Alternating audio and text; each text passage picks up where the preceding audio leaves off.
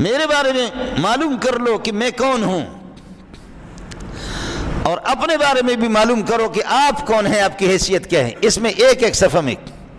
ابھی بخاری میں چند دن پہلے سبق گزرا، وہ آپ کو بتا رہا ہوں۔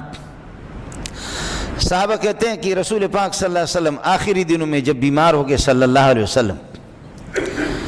ایک دفعہ حضرت ابو بکر رضی اللہ تعالیٰ عنہ جا کر کے گھر پہ پہنچے، اندر گئے پریشان فرمایا یا رسول اللہ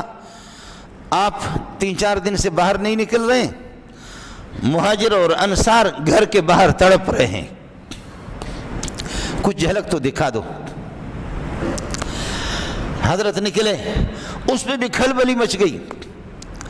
دوسرا واقعہ ہے کہ حضرت اقدس صلی اللہ علیہ وسلم جیسے نکلے،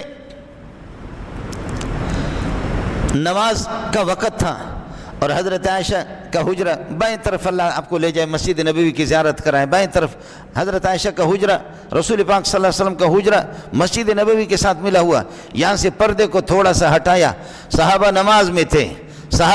میں تھے، لیکن جیسے دروازے کی آواز انہوں نے سنی، یقین ہو گیا کہ محمد رسول اللہ صلی اللہ علیہ وسلم نکل رہے اور زیارت کرا رہے۔ تو صحابی نے بتایا کادو ان یفتتنوا فی صلاتہم، قریب تھا کہ نماز توڑ دیں، نماز میں کھلبلی سی مچ گئی۔ اور پھر صحابی نے اپنے الفاظ میں بتایا، بڑا پیارا نقشہ کھینچا،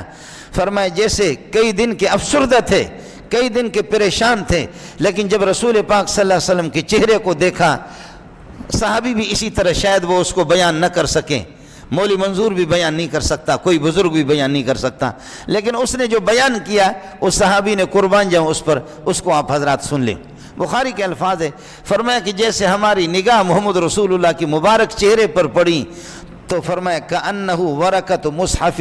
گویا کہ قرآن کا پیارا صفحہ محمد کا چہرہ۔ سبحان اللہ، سبحان، اس سے اچھی تعبیر کوئی بھی نہیں ہو سکتی،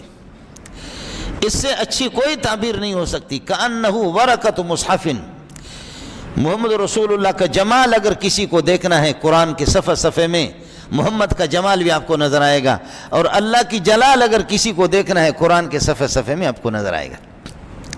وَإِن كُنتُمْ فِي رَيْبٍ مِّمَّا نَزَّلْنَا عَلَىٰ عَبْدِنَا، میں نے اپنے خاص بندے، مقرب بندے محمد رسول اللہ پر جو کچھ نازل کیا ہے، یہی دستور ہے تمہارا، تمہاری زندگی اسی کے مطابق چلے گی تو کامیابی ملے گی، ورنہ نہیں۔